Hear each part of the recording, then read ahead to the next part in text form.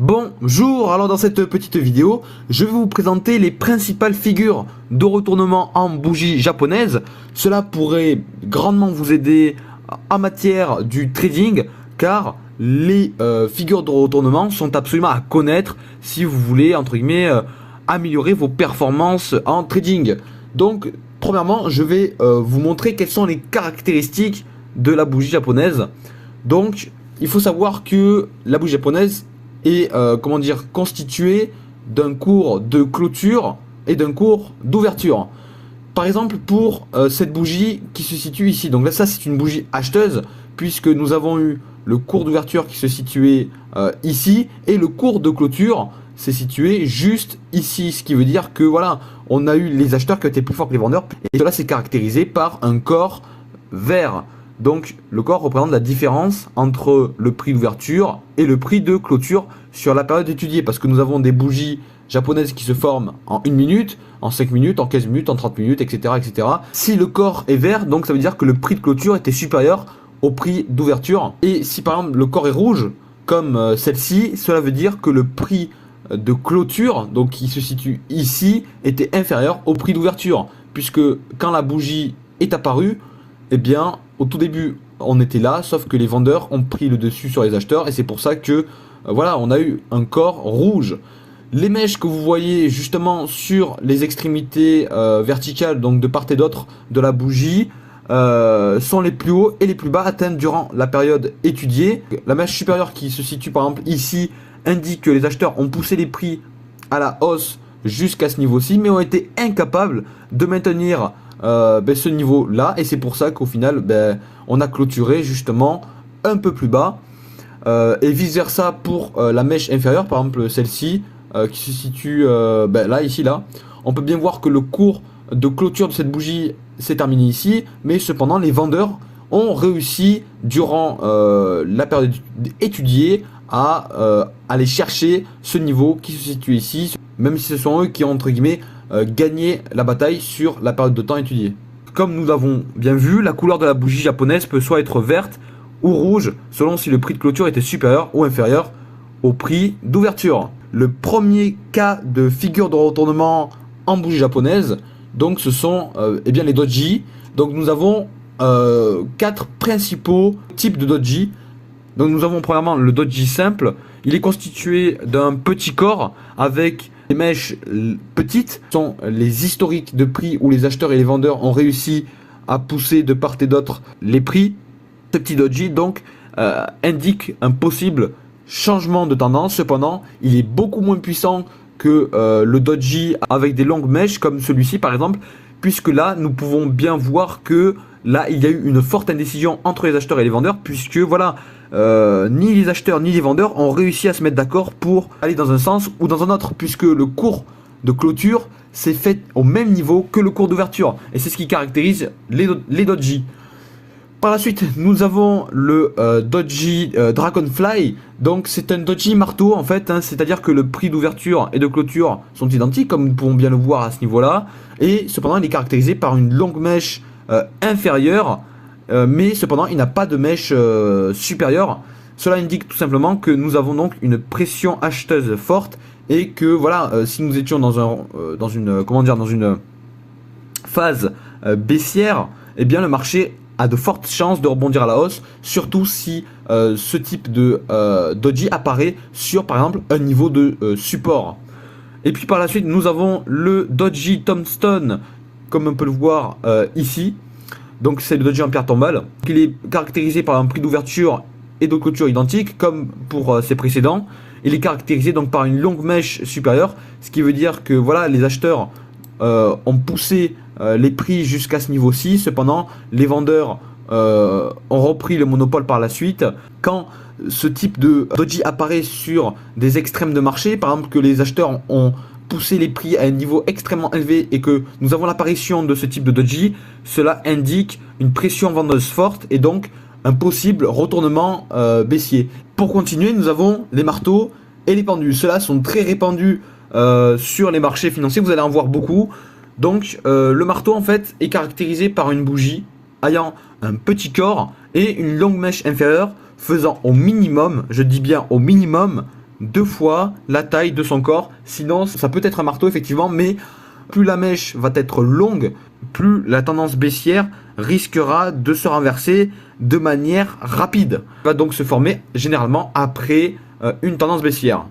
Nous avions eu un niveau de support à ce niveau-ci, donc là nous étions sur une tendance haussière puisque le Nasdaq faisait des points bas supérieurs à ses précédents. Là nous avons rejeté le niveau qui était là par un marteau, voilà. Donc nous avons eu un tout petit corps et nous avons eu une longue mèche orientée vers le bas, donc une rejection du niveau des 11 900 qui était d'ailleurs un chiffre rond. Là c'était un niveau intéressant pour se placer à l'achat. Cependant, si nous avons eu par exemple ce marteau et que par la suite nous avons l'apparition d'une bougie vendeuse qui clôture par exemple à ce niveau-ci, alors que nous avons eu ce grand marteau, là par contre ça pourrait remettre en cause cette figure de retournement et donc là il aurait fallu l'ignorer. Puis par la suite nous avons un second type de marteau mais qui cependant n'en est pas un, c'est le pendu, voilà, donc il est juste ici. Il est caractérisé par une bougie donc soit rouge ou soit verte, mais avec une longue mèche orienté vers le bas, au moins 2 fois supérieur au corps. Cependant, le pendu apparaît quand le marché a entamé une phase haussière et il peut apparaître aussi sur des extrêmes de marché. Donc il peut bien signaler un retournement baissier. Le Nasdaq montait, sauf que à ce niveau-là, nous avons eu une sorte de pendu. Certes, il y avait une petite mèche orientée vers le haut, mais cela a quand même débouclé sur un retournement baissier et ce qui a remis en cause du coup cette phase acheteuse. En troisième lieu, des figures de retournement, nous avons les marteaux inversés et les étoiles filantes. Donc le marteau inversé, il apparaît après une tendance baissière du marché avec la formation d'une bougie avec une grosse mèche orientée vers le haut, comme on peut le voir juste ici, au moins 2 fois supérieur au corps, comme pour le marteau, mais cependant sans présence de mèche vers le bas. Ou alors il peut en avoir une, mais vraiment très légère. À ce niveau-ci, nous avons eu un mouvement baissier du marché, donc là je suis en 30 minutes. Nous avons eu la formation de marteau, comme nous pouvons bien le voir à ce niveau-là. Nous avons eu une mèche qui a fait largement 2 fois la taille du corps. Puis par la suite, nous avons eu un deuxième marteau, encore une fois présent à ce niveau-ci, ce qui a entraîné par la suite une petite hausse du Nasdaq de 12 208 points à 12 294 points.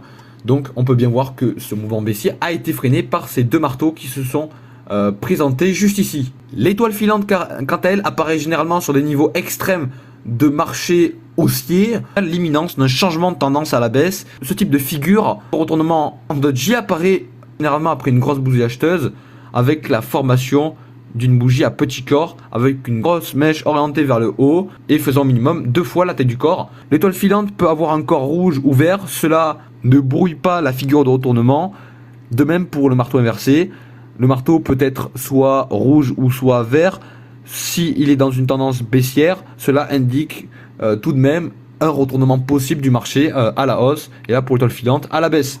Donc par exemple à ce niveau-là, nous avons eu une étoile filante puisque nous avons eu donc une phase acheteuse du marché, sauf que là nous avons eu la présence d'une résistance puisque à de nombreuses fois le marché auparavant rebondissait à la baisse à chaque fois qu'il le touchait ce niveau-là, donc le niveau des 80,91. À ce niveau-ci il a touché, il a baissé, de même à ce niveau-ci, de même à ce niveau-ci, pareil ici et ici.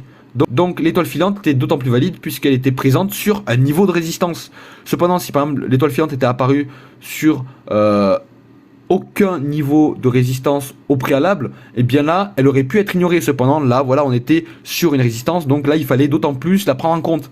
Là, nous avons eu donc un corps avec une mèche faisant largement 2 fois la taille du corps. Puis par la suite, nous avons eu une phase baissière du marché. Le crude oil est allé chercher son support au niveau des 79,86, ce qui montre bien la puissance de l'étoile filante. Quatrièmement, nous avons l'étoile du matin et l'étoile du soir. L'étoile du soir est une configuration baissière formée en 3 bougies.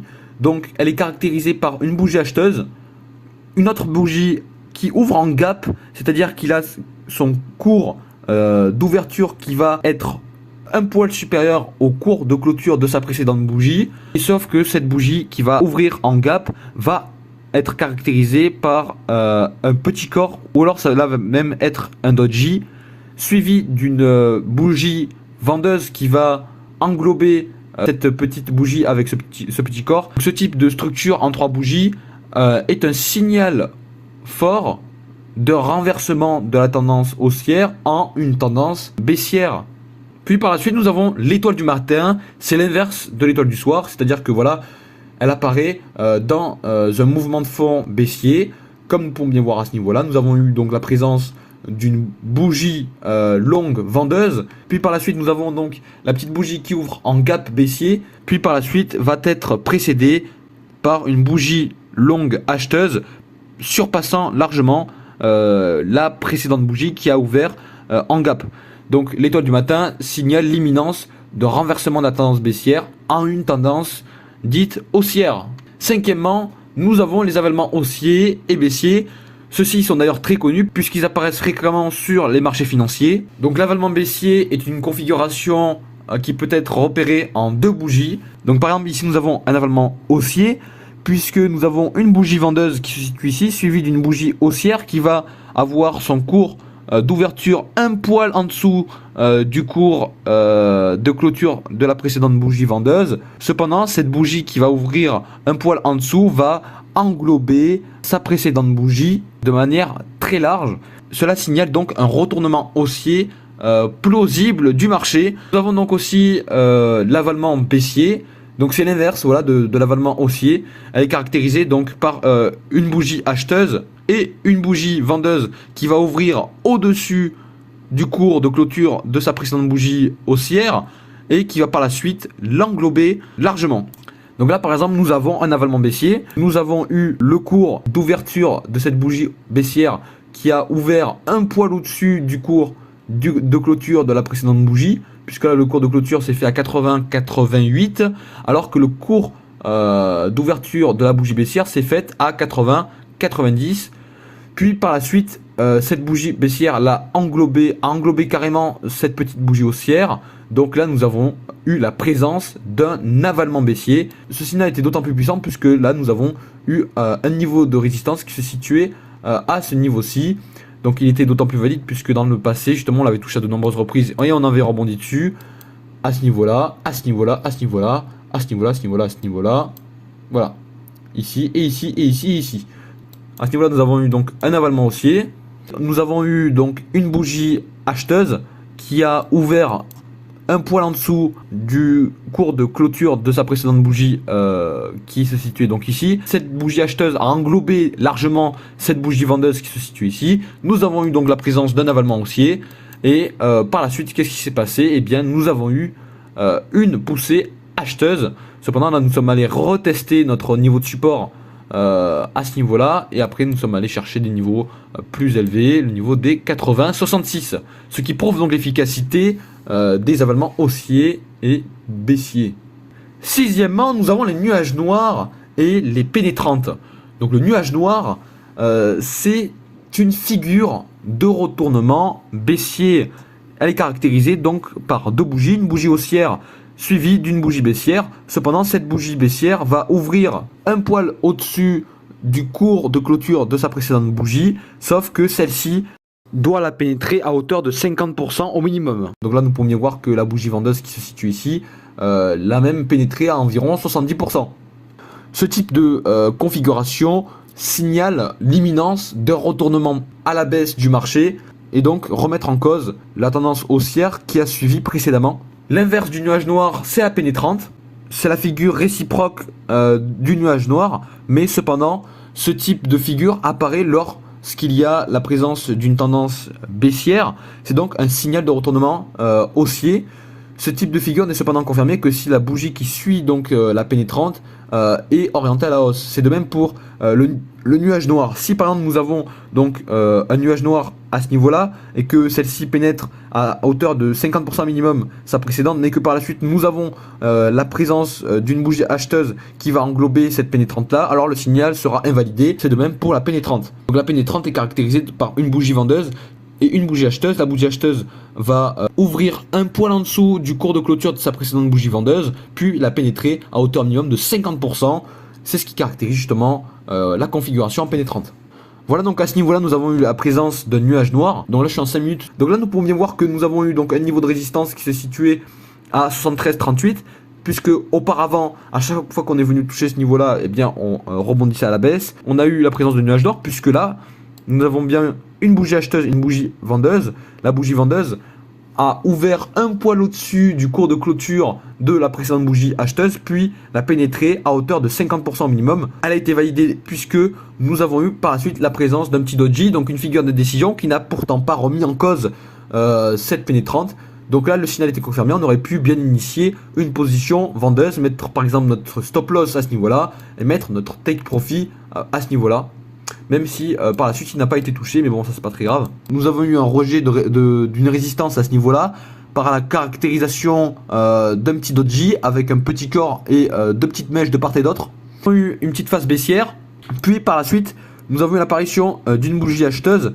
Cependant, cette bougie acheteuse a ouvert un poil en dessous du cours de clôture de sa précédente bougie vendeuse, donc qui était à ce niveau-là. Celle-ci l'a pénétré donc à hauteur de plus de 50%, hein, même peut-être 80%. Par la suite, cette pénétrante a été validée puisque nous avons eu la présence d'une bougie acheteuse.